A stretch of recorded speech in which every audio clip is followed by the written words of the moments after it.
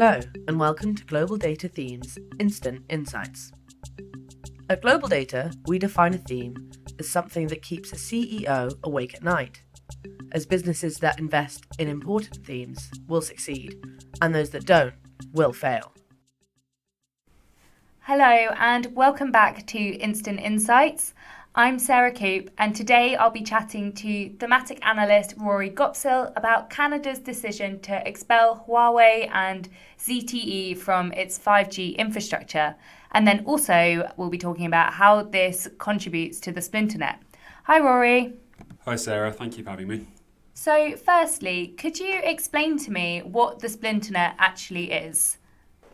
Yeah, sure. Well, the splinternet refers to the fragmentation of the internet into competing technospheres. And what I mean by technosphere is a distinct vision of how the internet at large and various emerging technologies should be standardised and regulated. Okay, and how does Canada's decision to expel Huawei and ZTE from 5G networks then contribute to the splinternet?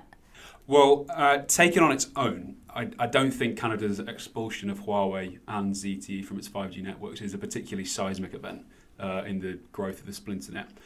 However, the broader movement among Western aligned countries over the last few years to expel these controversial Chinese tech companies from their 5G infrastructure, I think very much does make an important contribution to the splinternet. And with Canada, this movement has grown.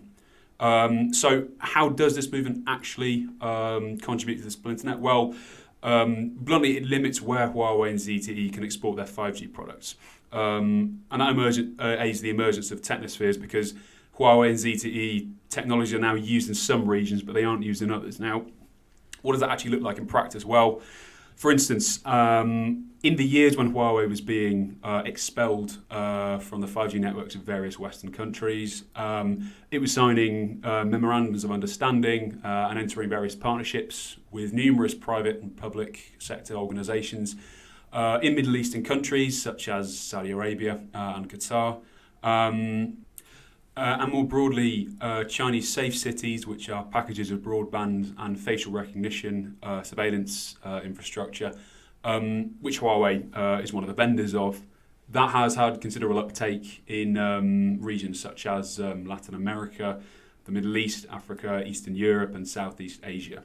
So clearly there is now a distinction between where controversial technologies such as these are being implemented. No, brilliant. Thank you for that. And thank you for those examples as well. It's really interesting. Could you explain a bit more about these competing technospheres and how do they form? Sure. So technospheres typically form when there are different versions of how cyberspace, internet infrastructure and emerging technologies should be regulated and standardised, and when these visions clash.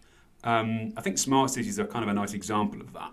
So Chinese smart city products, they typically involve surveillance technologies that a number of liberal nations simply wouldn't countenance in their urban environments.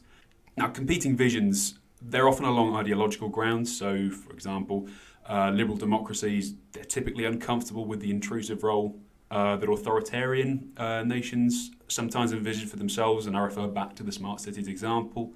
And again, this intrusive role, it could mean censoring websites, it could mean disregarding data privacy, etc. But of course, the splinternet is a little bit more complicated than this because not all liberal democracies are going to have the same vision of what the internet should be, and the same can very much be said of more authoritarian nations too. No, brilliant. I think that distinction between liberal democracies and authoritarian regimes is really interesting. So final question, what will be the impact on Canada having made this decision to expel Huawei? Well, wireless carriers in Canada are now going to have to strip out any Huawei and ZTE equipment from their 5G networks. Under current circumstances, given the current supply chain disruptions, they're not going to make that any quicker, any cheaper or any easier. Ultimately, it really depends on how well Canadian wireless carriers have been prepared for this decision. No, that's really, really interesting. Thank you so much, Rory, for coming on and for that instant insight. Thank you, everyone, for listening. And from us at Global Data Themes, see you next time.